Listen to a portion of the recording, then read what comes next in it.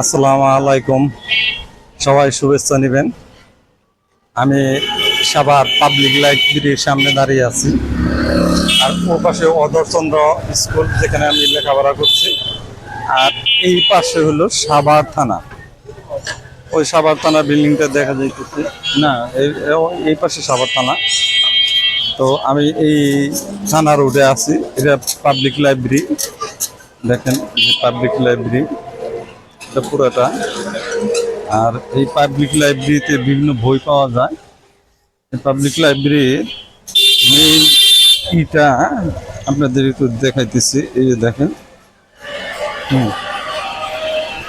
তৌহিদ জং মুরাদ, মাসুদ চৌধুরী, সাধারণ সম্পাদক public library. যাই হোক, এই পাবলিক লাইব্রেরির ছোট্ট একটা ভিডিও আপনাদের একটু দেখাইতেছি। এখানে ভিতরে এই সাইডটা, আর মেইন ফটকটা এখানে। তো আপনারা দেখতে পাইতেছেন।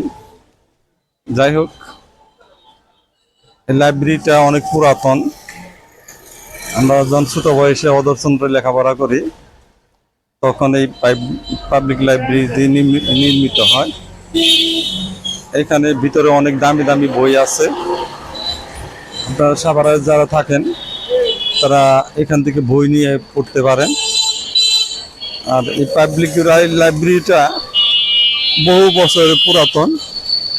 আপনাদের এটা পুরাটা আমি একটু দেখাইতেছি ও পাশে গিয়ে।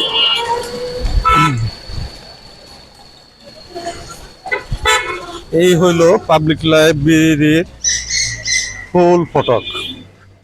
দেখেন, দেখা যাইতেছে। এটা একটা ছোট্ট একটা ভিডিও ছিল। সাভারের বিভিন্ন স্থান নিয়ে আমি কিছু ভিডিও বানাই। এইটা হলো পুরাটাই হলো থানা রোড। এখানে সাভার থানা স্বাস্থ্য কমপ্লেক্স এটা। আর এই পাশে হলো সাভার থানা। আর এই পাশে হলো বেশিরভাগ হিন্দুদের বাড়ি। এই রাস্তা দিয়ে যাইতে হয়, বাজারে যাইতে হয়। আর বাজারটা তো আপনাদের আমার ইউটিউব চ্যানেলে দেখতে পারবেন। এটা বাজার আর বাজার রুট ওই পাশে। কিন্তু মেন যে জিনিসটা আপনাদের এই যে দেখাইলাম, আপনারা এই জায়গাটা একটু চিনে রাখুন। আর এটার পিছনে হলো সাব রেজিস্ট্রি অফিস। যাই হোক, আপনাদের এই ছোট্ট একটা ভিডিওতে একটু দেখাইলাম যে আমাদের এই পাবলিক লাইব্রেরিটি, বিশেষ করে সাভারের পাবলিক লাইব্রেরিটি দেখালাম। এই দেখেন, পাবলিক লাইব্রেরির ভিতরটা আপনাদের দেখাইতে পারলাম না। অন্য আরেক দিন আমি এই পাবলিক লাইব্রেরির পুরাটা দেখাবো। যাই হোক, এই ভিডিওটা এখানেই শেষ করতে হইতেছে। Bye bye.